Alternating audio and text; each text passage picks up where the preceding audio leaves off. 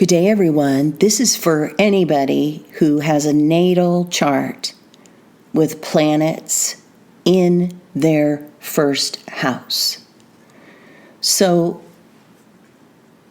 you know your sun sign, right? You know your rising sign. And you're familiar, I'm sure, with if you have any planets conjunct your rising sign. But you also want to understand any of the planets that fall in your first house will flavor your rising sign. And the rising sign is the energy of our personality, of the first impressions people observe in us. It's the house of self. And so you want to know how the planets in your first house are influencing your rising sign, because you're much more than just your rising sign when you have all these planets or a planet in the first house. So I'll give you an example. I'm a sun sign of Taurus, but I'm a Libra rising, okay? So you would think, oh, okay, so she's outgoing, she's about fairness and balance, and that's true. But then I have Neptune in the first house.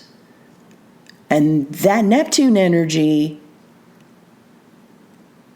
takes some of that extroverted energy of Libra, and I am also very introverted. In fact, I'm very sensitive. I've always been an uber sensitive child and individual, and I can feel the energies around me. And it's always been like that. And I'm very much about healing and very much about being in the zone and creative expression. And I was a figure skater. That's Neptunian, And so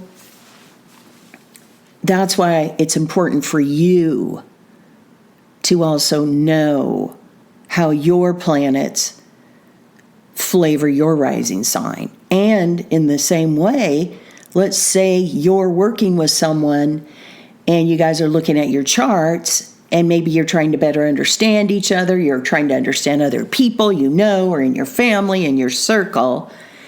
And you're thinking it's just their rising sign you're supposed to look at. So you want to look at any planets in the first house. So let's get started.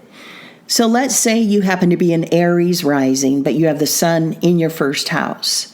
So regardless of you being an Aries rising, the sun is going to want attention. The sun is going to want the spotlight.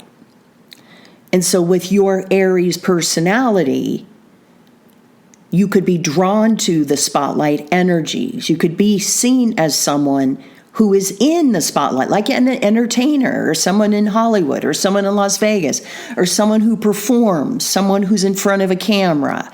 This can be your smartphone. This can be a, full production camera. Okay? Aries rising is all about competing, being first, being a leader, being a warrior, making the first move. It's the first sign of the zodiac. It's the first sign that we all look up to for insight and direction. And so to have the sun in your first house means you could be a very shiny leader. You could be someone who's seen in the spotlight this lifetime, or you are drawn to that this lifetime. Okay? Now, what about if you have the moon in the first house and you're an Aries rising? What do you have there? So the moon is what? It's fluctuation, it's emotions, it's the modern day ruler of Cancer. It's always been the ruler of Cancer, but it's about Maslow's hierarchy of needs. It fluctuates because why does the moon fluctuate? Because she changes signs every 2.5 days. So she fluctuates. And so having the moon in the first house could mean people see you as someone emotional, someone sensitive, someone whose mood or personality fluctuates. You could be seen as a nurturing personality.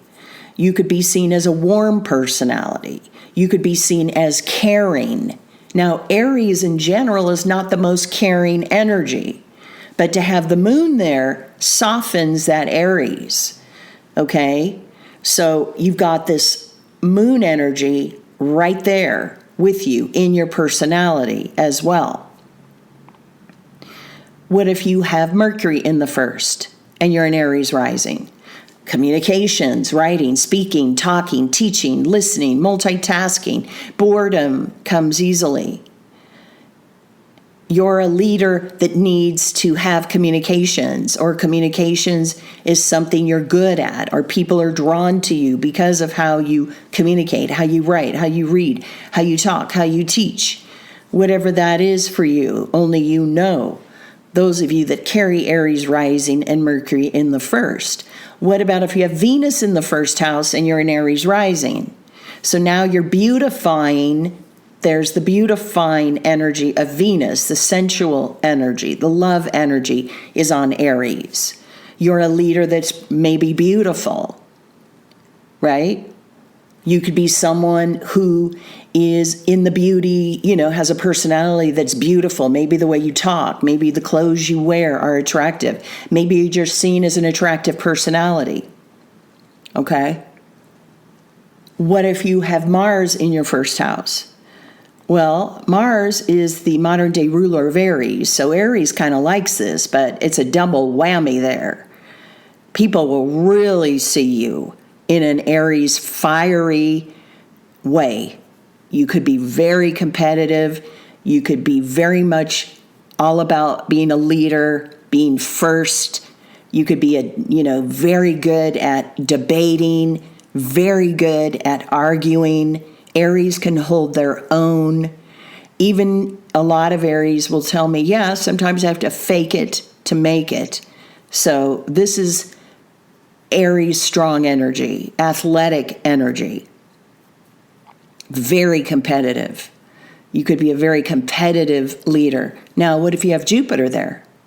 So this could be you're an expansive leader. You're an inspirational leader. You're a leader that has multiple degrees. When I'm using the term leader here, I'm referring to the Aries rising sign, right? You're a leader. You're an inspirational leader with Jupiter there. Without Jupiter, I don't know if you'd be an inspirational leader. Do you see how Jupiter flavors the personality? What about, would you have multiple degrees if Jupiter wasn't there? I don't know. When Jupiter's in the first house, you could have multiple degrees. You could be a doctor. You could be a lawyer. You could be someone who speaks multiple languages. You could be bilingual. You could be all about international travel, and you could be an adventurous person, adventurous personality, adventurous leader, someone who's a leader internationally. Someone to lead needs to speak multiple languages with this placement. That's a possibility as well. Now, what if you have Saturn in the first house and you're an Aries rising? So you got the leadership of Aries fired up, let's take a step, and then you've got the taskmaster Saturn there with you. That's not the easiest combination. Sorry, but it's not. Why isn't that the easiest combination? Because Aries likes to compete and be first, and Saturn is like, you've got tasks to do. But Aries is like, well, I need to do this. And Saturn is going, no, you need to do this now. Who's going to win that? So understand that, those of you with Saturn in your first house, you have the taskmaster there. Does the taskmaster influence your personality? Does it inhibit you from being your real self? Is it strict on you? Do you feel like you're always being watched or being disciplined and you're never good enough and it's never ending and you always have to be, on top of your game? Saturn in the first can do that. Now, what if you have Neptune in the first? Well, I mentioned I have Neptune in the first. And this can be a very flowing, in the zone, musical, sensitive, psychic, healing energy of any kind. Okay? This could be someone who's in the film industry. It could be modeling. It could be dancing. It could be skating. It could be you have a personality that is sensitive with Neptune in the first and an Aries rising. You could be a Neptunian leader. This would bode well for a religious leader, right? Like the Dalai Lama. This would bode well for someone who's a leader in the creative arts. Okay? For example, Sony Pictures. I wouldn't be surprised if someone who had an Aries rising and Neptune in the first ran Sony Pictures, or ran a movie studio, or ran a television studio, or was involved with the creative arts, or was a choreographer, or was a figure skater. Add the Neptune to that Aries. What about Uranus in the first? Well, Uranus is unpredictable. Nobody can predict Uranus. And he likes it that way. Because if you can figure him out, it's probably not good. He doesn't want people to figure him out. Okay? He's a brilliant genius, scientific brilliance. Think Silicon Valley. Think, what Einstein said. Insanity is doing the same thing over and over, expecting a different result. Uranus doesn't do the same thing over. Uranus says, to hell with doing that. It's not working. It's time for something new. We are going to drive humanity forward with new ideas, with innovation. So if you're an Aries rising and you have Uranus in the first, you could be an innovative leader. You could be someone who is a leader in a humanitarian way. Maybe you are a leader with the Red Cross or the environment, or maybe you are a leader in the technology arena.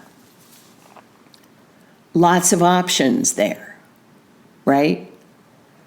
Now, what if we have Pluto here in the first house? What's that like? If you're an Aries rising and you've got Pluto in the first, what's that going to be like? Help! So you got Aries like, hey, I'm in charge. And Pluto's going, no, you're not. Oh, you think you're in charge. But guess what? I know how to blow things up. Now, Aries knows how to blow things up too. So you got the god of war who rules Aries, Mars, that is. And then you've got Pluto, who is the lord of the underworld. Who is going to win that? What kind of personality will that be? Because we're talking about your rising sign, the personality. So if you're an Aries rising, but you have Pluto in the first, maybe you're a powerful leader. Maybe you're a leader that doesn't put up with crap. Maybe you're a leader who likes to blow things up. Maybe you're a leader who likes to go in and transform the whole damn place. You know those CEOs or leaders that take over a new company or organization? Even the president does. He goes in, cleans house, gets rid of all the energy that isn't resonating. And sometimes that energy may be awesome, but it still needs to go, right? You got to change it. You got to change. Pluto forces us to make changes, whether we are ready for them or not. So you've got Pluto on top of you. It can also be that you're very much an intense leader. You could be jealous. You could be obsessive. Okay? And so Pluto in the first house flavors your rising sign, no matter which one it is. Okay, so I'm going to wrap this up and say, know your rising sign, whatever sign that's in. I was just speaking, these are examples only, and I was just sticking to Aries as the rising sign as I went through the Sun, the Moon, Mercury, Venus, Mars, Jupiter, Saturn, and Uranus, and Neptune. So you can understand how to work with that energy, just like I have worked with my Neptune, okay? A lot of times people forget the planets in the first house flavor that personality. Now, the rising sign is a very important angle. So any planets you have conjunct your rising sign, of course, I've talked about that before, is uber strong. I don't want you thinking just because I'm talking about the first house today that I'm forgetting the rising sign, any planets that are conjunct that. No. They're very strong and important as well. But you want to know your planets in the first house. Some of you don't have planets conjunct your ascendant. Some of yours are just in the first house, like my Neptune is. So enjoy working with this and kind of forming your own, energy equation. I'll talk to you soon. Bye.